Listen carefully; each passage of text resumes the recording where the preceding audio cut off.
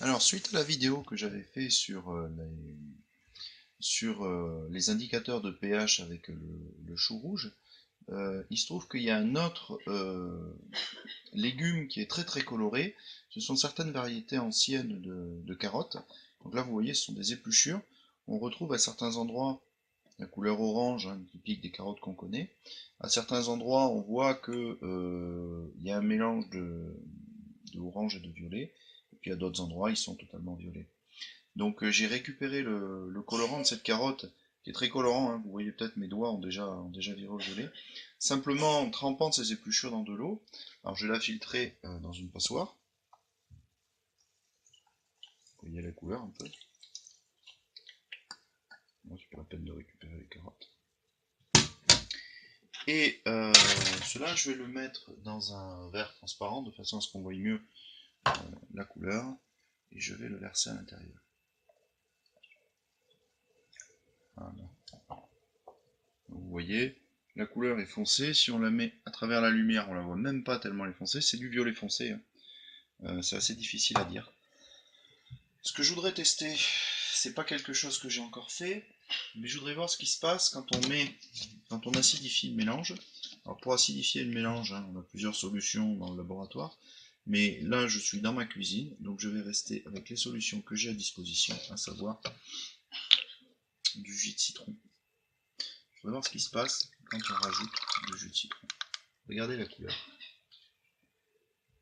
Regardez la couleur rouge qui apparaît.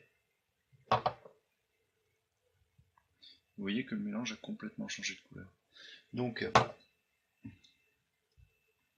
pour tout vous dire, ça c'était quelque chose que j'avais entreaperçu dans une émission de Top Chef où il y avait une candidate qui n'avait pas fait exprès et qui avait mis du jus de citron dans ses carottes. Et ces carottes avaient changé de couleur. Je m'étais dit, tiens, ce serait bien de faire l'expérience. Et effectivement, c'est bien ça.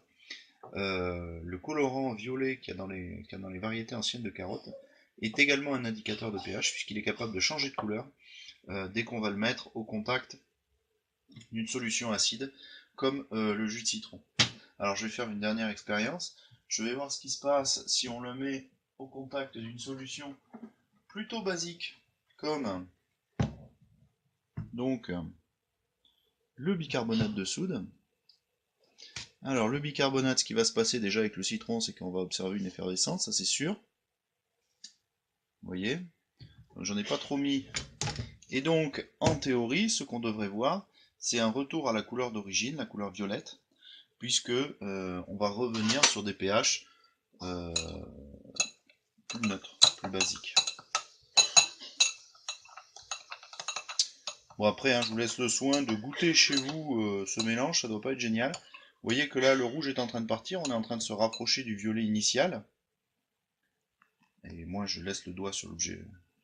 Voilà, ça y est. On est revenu sur le violet d'origine. Donc il suffirait que je rajoute encore plus de citron pour faire revenir la couleur rouge et ainsi de suite.